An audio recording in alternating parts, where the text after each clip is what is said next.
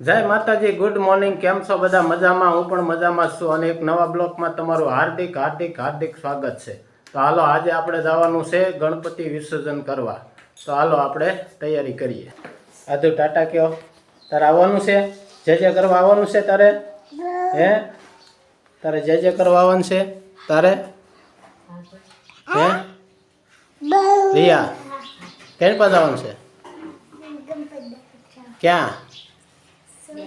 હે સોંડા ડેમે? એમ કેની પાસે આવવાનું છે? સોંડા ડેમે. કેમ? ગણપતિ દાદા પધરાવા. એમ હા. હાલો, જય માતાજી. આજે અમે જઈએ છીએ ગણપતિનું વિસર્જન કરાવવા. હાલો આવજો. હાલો, અમે જઈએ છીએ ગણપતિનું વિસર્જન કરાવવા. હાલો દેવન.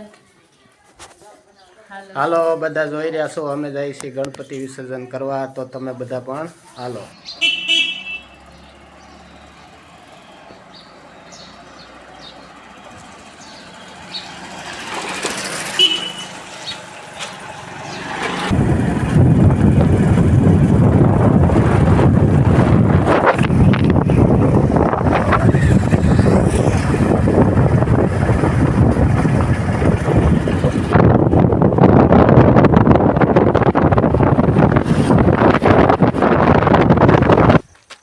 હાલો, તો અમે સોંડા ડેમે પહોંચી ગયા છીએ.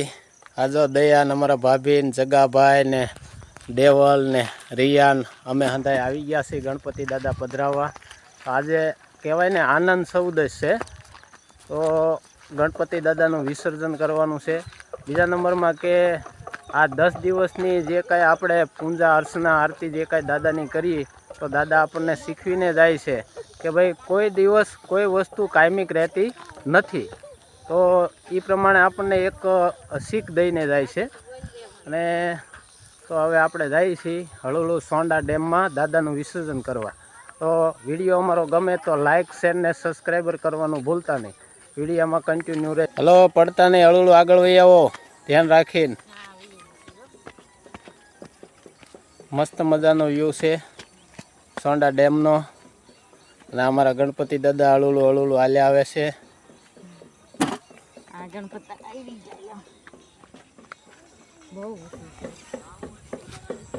બહારથી પણ લોકો આવેલા છે અહીંયા, તમે જોઈ રહ્યા છો ગણપતિ દાદાનું વિસર્જન કરવા. મસ્ત મજાનો વ્યૂ છે, એમાં કાંઈ ઘટે જ નહીં ભાઈ. તમે જોઈ રહ્યા છો લોકો ઘણા દૂરથી પણ અહીંયા ગણપતિ દાદાનું વિસર્જન કરવા આવે છે.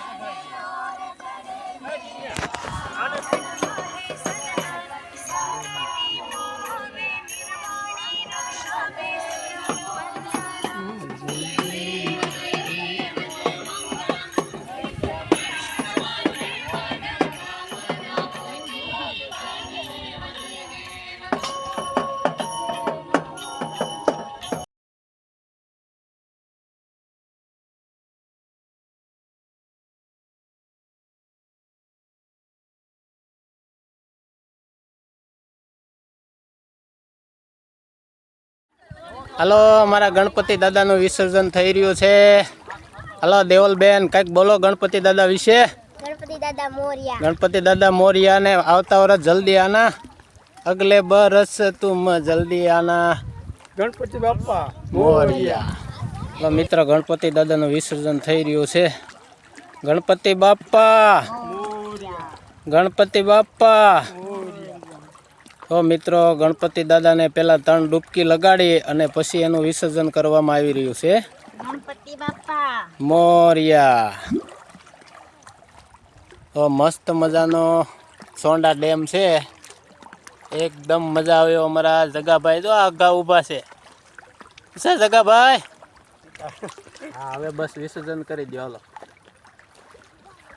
ગણપતિ બાપા મોરિયા ગણપતિ બાપા મોરિયા. એ ગણપતિ બાપા હવનું સારું કરજો અને આવતા વર્ષે તમે જલ્દી આવજો. આ 10 દિવસમાં તમારી પૂજા આરતી અર્ચના કરી અને અમે ખૂબ આનંદ કર્યો છે. તો આગલા વર્ષ તમે જલ્દી આવજો.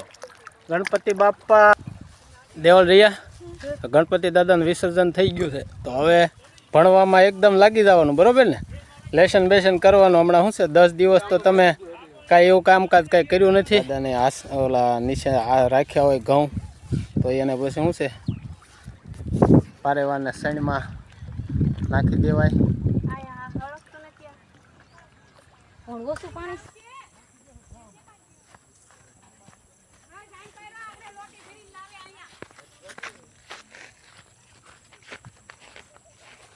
હાલો હવે ઉતરો હળુલું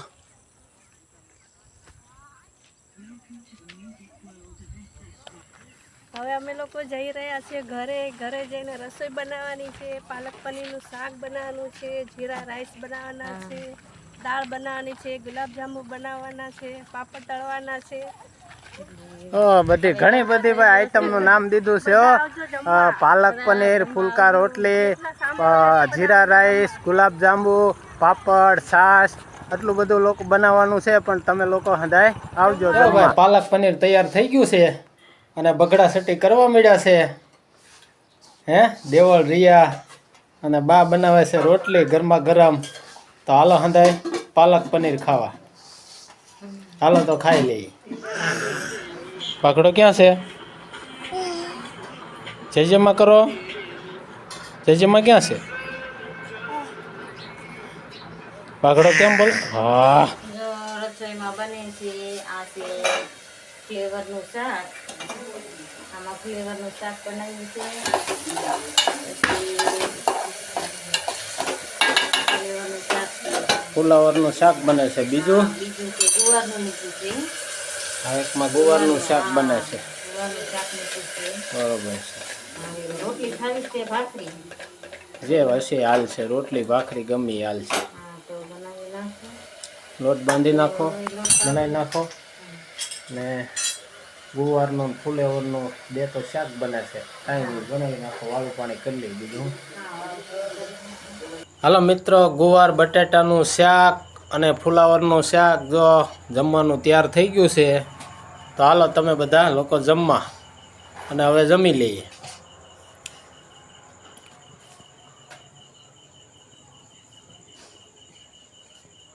હાલો મિત્રો તો હવે આપણે જમી કરવી નવરા થઈ ગયા છીએ અને કરશું હવે વિડીયોનું એડિટિંગ તો તમને વિડીયો સારો લાગ્યો હોય તો શેર કરજો લાઈક કરજો અને સબસ્ક્રાઈબર કરવાનું ભૂલતા નહીં જય માતા